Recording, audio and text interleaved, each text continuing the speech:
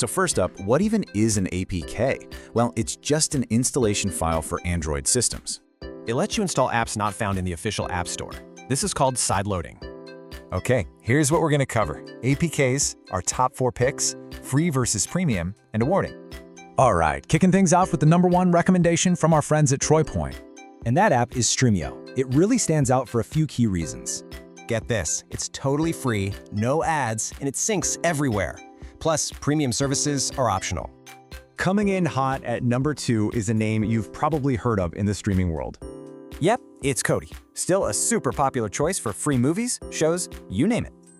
Like Streamio, it's free with no ads. The catch? You got to install some third-party add-ons.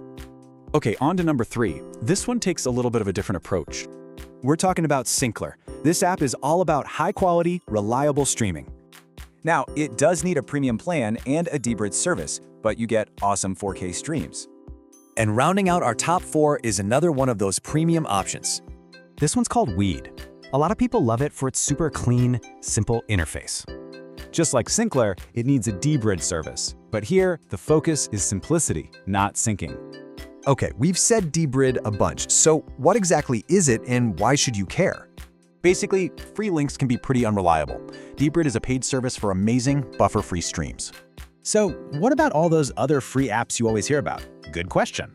Well, TroyPoint has a pretty serious warning about most of them. Here's the bottom line. The top 4 are recommended because they're safe and they just work. So let's put it all together. This chart breaks down the main choices perfectly. So it all boils down to this one question. What matters most to you?